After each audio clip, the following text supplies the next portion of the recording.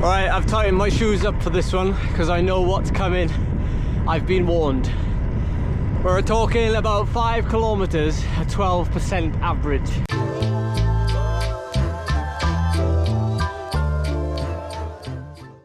Well, good morning everybody. I am on a voyage of discovery today. I'm gonna ride 2 of the steepest climbs in this Cumbre area. This first one I'm heading to now, you might be able to guess where it is based on this coastline behind me. And we're heading over there.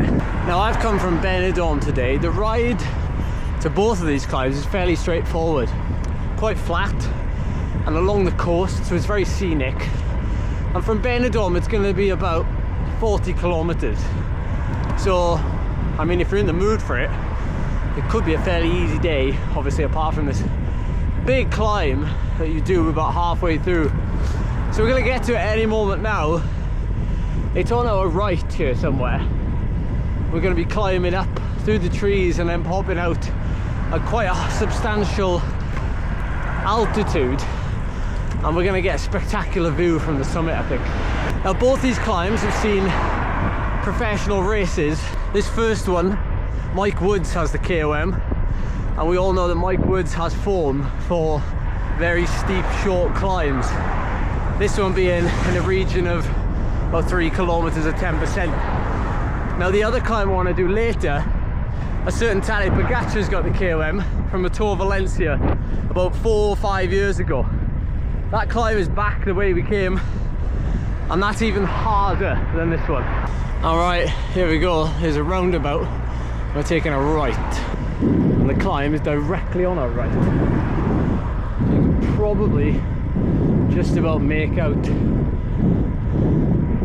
I think we're going right to the very, very top up there. Well, Wahoo is showing mainly red, which is a bad sign usually for the gradient. I know it's going to be difficult. I know it's going to be relentless. Now, I think a race has come up and gone over the top, down the other side, and then done another loop, and then finished on top once again. If so, I think that'll be torture. And up to 400 plus meters above sea level in only a couple of kilometers. This section here, dead straight at 15%, but I feel like it's going to be steeper than that. I'm barely moving doing 300 watts. I'm doing 5 kilometers an hour. My gearing is probably a little bit too big, and yet it's still a 36-30. The cyclist walking up ahead. There's no shame in that. Absolutely no shame.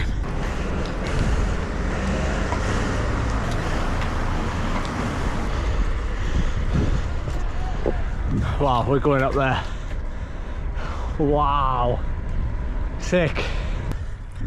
But to be honest, I didn't think I'd see many people cycling up here. Obviously it's worth it, which is a good sign. We've still got 175 meters left to climb. We already look fairly high. Yeah, and what I said about what's left to climb, annoyingly we've literally just gone downhill a little bit. Now there's a flat bit, which means this last bit is going to be stupid. What a view out to the ocean though. Shame about the construction work. You're not going to believe this view behind me. Are you ready? No, I don't think you're ready. Are you ready? 3, 2, 1.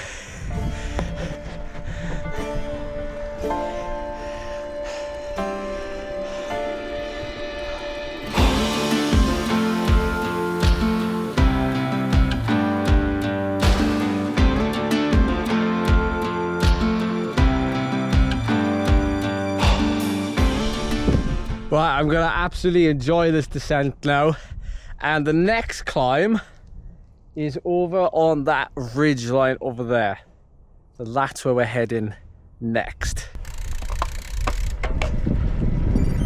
Before I descend this mountain and get to the cafe, I just want to take a quick moment to shout out this video's sponsor, and that is Insta360. They sent me the Insta360 Go 3S a couple of months ago. Practically made a lot of sense for this video. This camera is extremely small. Now this video you're watching was quite difficult to shoot because the climbs were so ridiculously steep.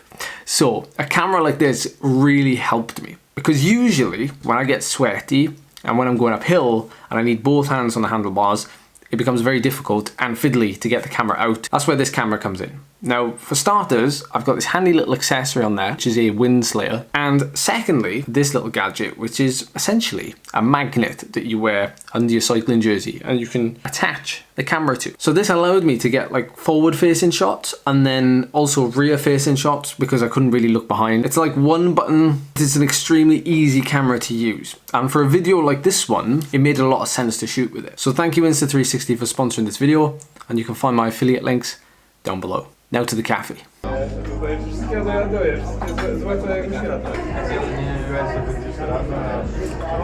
And my second climb is honed into view. So to get to this one, we have turned inland from a town called Altea, which is in between Benidorm and Calpe. Now you may have used this road before to get towards the Col de Rats from this direction. So you may well have missed this climb, potentially, because the turning for it is off this main road and directly onto a single track lane. You know it's going to be a classic steep climb when that happens. Alright, I've tightened my shoes up for this one because I know what's coming. I've been warned. We're talking about 5 kilometers at 12% average. But I know the first couple of kilometers skew that average because I'm pretty sure it's below 10%. So I dread to think what the top section is going to be like. Here's the turn, it is a little bit hidden.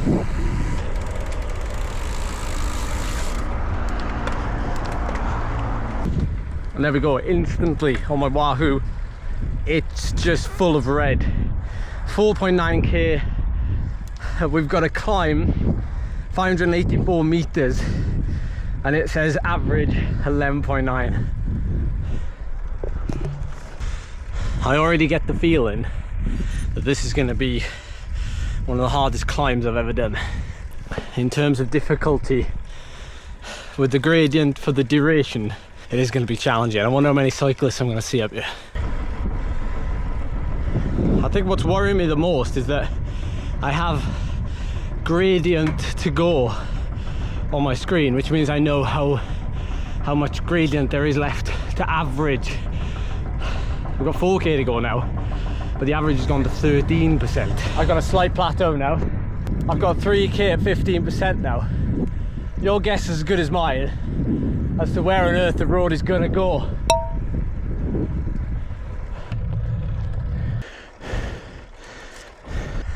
Oh, this section here looks ridiculous. Yeah, I don't know if you can see it. There's a hairpin up there. This doesn't look real.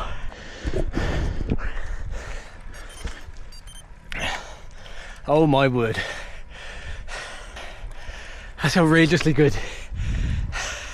In a sick way. Oh, I need 2 hands on the bars. I said 19% there.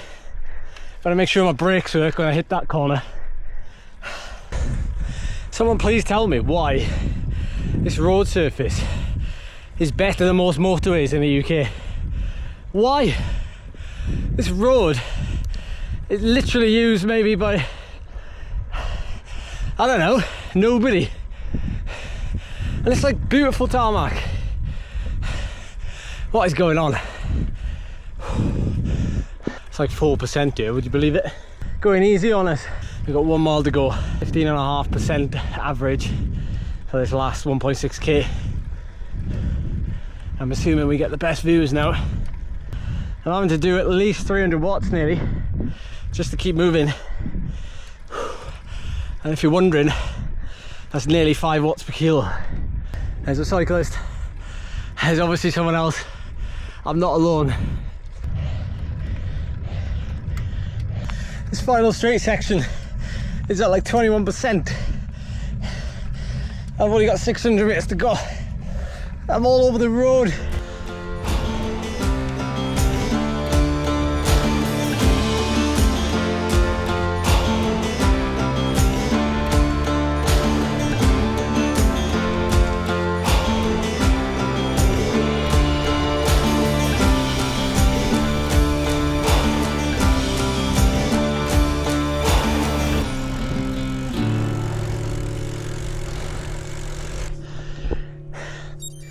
I honestly don't think I've done a climb as brutally challenging but equally as rewarding as this.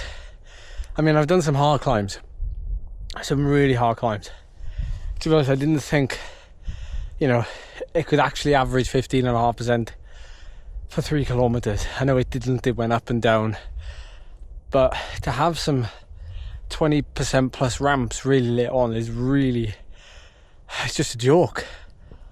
But you know, you could do climbs like that hard, but to have views, that's what's difficult, I think. And I always think as well, if you have views of the ocean when you're this high up, it makes everything feel so small around you, and you feel, you know, so tall. You know, if there were other mountains around us, like if we were in the Alps or, you know, wherever, Sierra Nevada, wherever, like, I don't know if it would be as wow. You need really good brakes, you need really, really low gears if you want to do this climb. But there we are, that's it. You'll find out if I get back safe and sound or not, because this video will be uploaded if I did. But if you enjoyed this, I'm going to link some other videos up here for you to watch, some from this trip. But I hope you enjoyed, everyone, and I will see you next time.